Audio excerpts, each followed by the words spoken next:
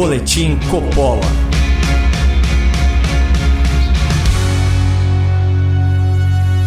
Sejam muito bem-vindos a um Boletim Coppola sobre o histórico 7 de setembro de 2022, bicentenário da independência e palco das maiores manifestações de cunho patriota já vistas no país.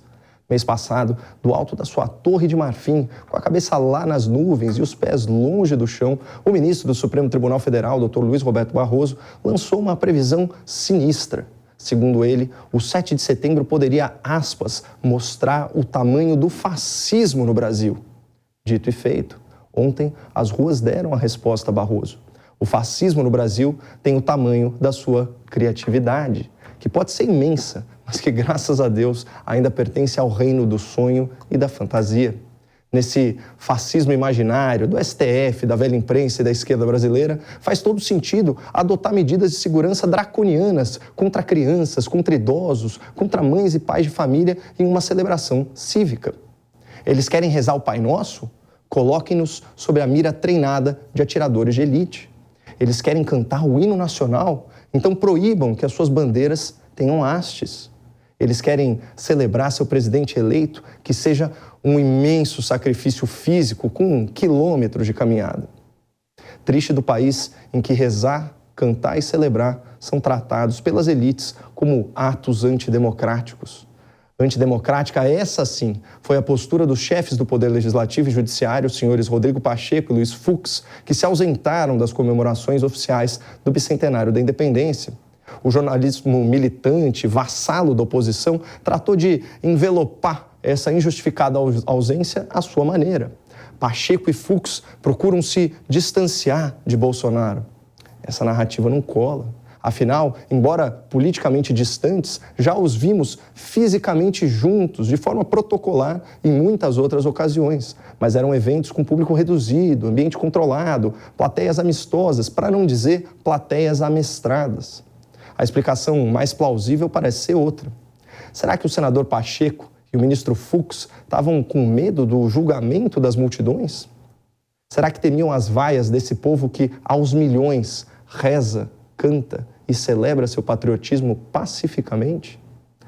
Jamais saberemos. O fato é que, diante da impossibilidade de difamar o 7 de setembro como um evento fascista, golpista e antidemocrático, a saída à esquerda é denunciar o suposto sequestro da data, das cores e dos símbolos nacionais por uma facção política. Mas será que essa data, essas cores, esses símbolos foram sequestrados ou foram resgatados? Sejam bem-vindos de volta a esse Boletim Coppola especial sobre o 7 de setembro e mais especial ainda pela presença do Dr. Fernando Conrado, nosso colaborador assíduo. Uma honra estar aqui contigo, Caio, sempre esclarecendo as pessoas aí sobre o que acontece nesse nosso Brasil. Vamos lá. Bom, doutor, nós deixamos uma pergunta no ar aqui. A civilidade dos patriotas nesse 7 de setembro foi tão exemplar que aquela narrativa fantasiosa de um ato fascista, golpista ou antidemocrático caiu definitivamente por terra. A crítica da arquibancada vermelha agora, ela é outra, né? Eles estão acusando o presidente da República e os seus correligionários de sequestrarem a data, as cores e os símbolos nacionais. Então, a questão que eu te coloco é a seguinte: isso está mais para sequestro ou está mais para resgate? Um grande resgate, o que a gente viu aí nos últimos anos com o PT, o que foi? Eles jogaram a nossa bandeira do Brasil no chão, né? Faziam excrescências e excrementos em cima da nossa bandeira, sambavam em cima da nossa bandeira. O presidente Bolsonaro pegou a bandeira em suas mãos, o povo a ergueu e ontem, nesse imenso 7 de setembro pelo Brasil, nós lavamos essa bandeira novamente nas lágrimas da esquerda. É isso que a gente viu acontecer como um todo. E vale a pena a gente lembrar, Caio, que se nós vivêssemos hoje aqueles tempos lá de 1822, nós teríamos na carta do José Bonifácio, né, um exemplo aí de grande fake news pela nossa imprensa, e também diriam que o grito da independência, né? Independência ou morte, seria um discurso de ódio contra o sistema. É impressionante que a gente vive por aqui, Caio. Você sabe que eu tava acompanhando, né, a repercussão, né, do 7 de setembro na imprensa e me chamou a atenção, né, lendo as colunas, né, da imprensa militante, são ossos do ofício. Eu faço isso para que a nossa audiência não precise fazer isso necessariamente. A Eliane Cantanhede, né, colunista do Estado de São Paulo, também comentarista da Globo News, ela descreveu da seguinte forma os manifestantes. Foram às ruas para fingir que saudavam a pátria, mas para, de fato, participar de comício, de campanha. Essa foi a sua percepção?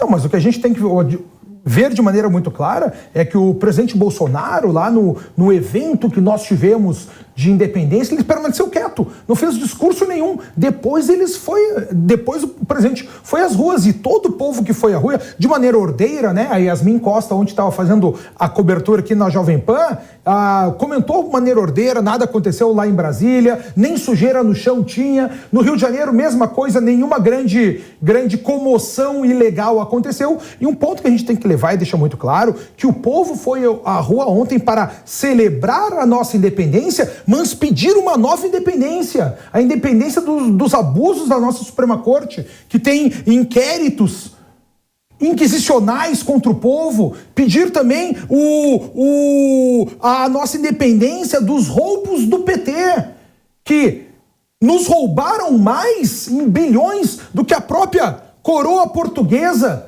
lá no 1800. É isso que o povo foi fazer nas ruas, Caio. Aliás, já pegando esse gancho, já que você mencionou a esquerda brasileira, eu acho que depois daquele fique em casa, a economia a gente vê depois, a esquerda inaugurou nesse 7 de setembro o fique em casa, o Brasil a gente vê depois. É impressão minha ou houve uma espécie de um toque de recolher tácito e todas as forças políticas de oposição ignoraram essa data histórica e se esconderam aí nas suas tocas, armados até os dentes com celulares e redes sociais para criticar o sucesso alheio?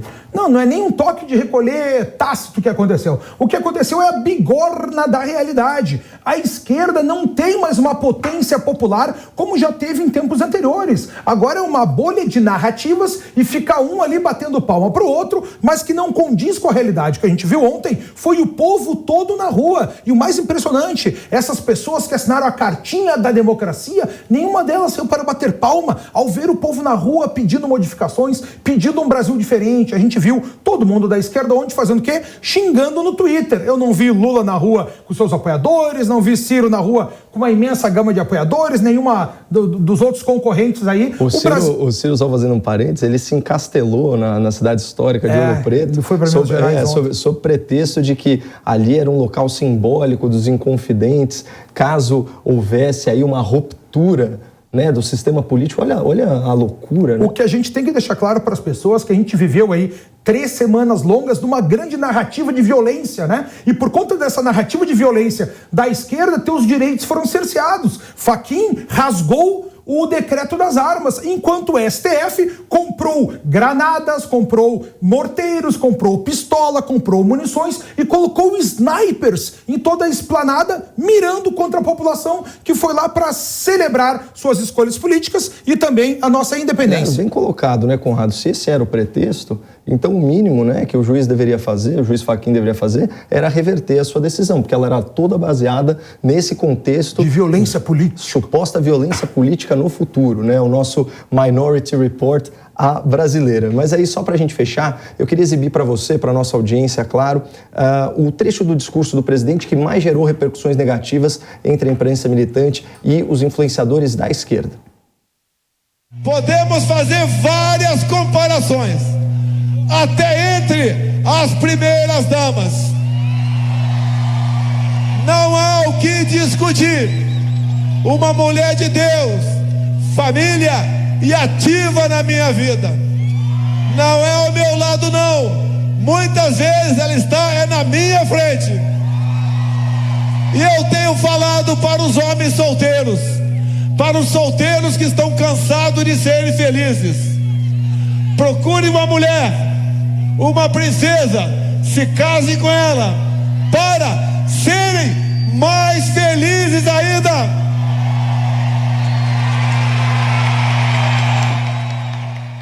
Conrado, a pergunta que eu tenho para ti é a seguinte: essa foi uma demonstração de, aspas, machismo e misoginia, como foi retratado aí pelo jornalismo de torcida?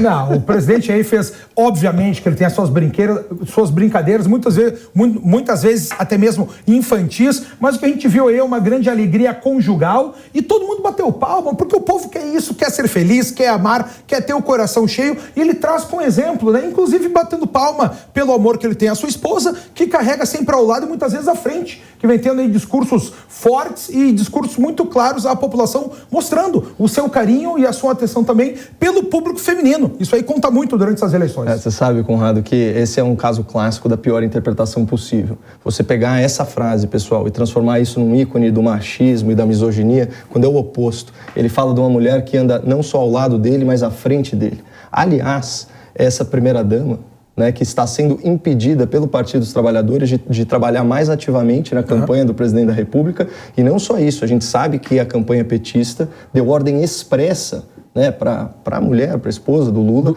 para que ela não se manifeste. E, obviamente, isso foi omitido de todas as críticas sobre esse tema, o que é uma tremenda de uma desonestidade intelectual. E nesse ponto também a própria Janja, aí, a esposa do Luiz Inácio Lula da Silva, disse, né, que ele deveria ficar longe dos eventos, falando menos, para preservar a sua voz. Ele que dizia ter tanta força aí, com tanta energia de 30 anos, tanto vigor dos 30 anos para concorrer nessa eleição. O que a gente está vendo é o Lula propriamente se encastelando, tanto que ontem não participou de nenhum ato e acabou tendo aí um comício pela televisão às 10 horas da noite em rede nacional, numa emissora concorrente aqui da Jovem Pan. Pois é, mas é o estilo de campanha deles, né? Eles não precisam fazer campanha porque já tem todo o sistema fazendo campanha para eles. Doutor, mais uma vez, obrigado aí pela sua ilustre presença. E para você que gostou desse bate-papo, não deixe de seguir o @Fernando Conrado no Instagram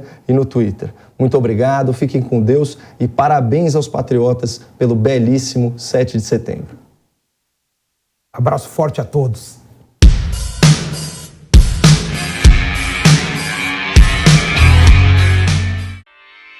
Realização Jovem Pan News.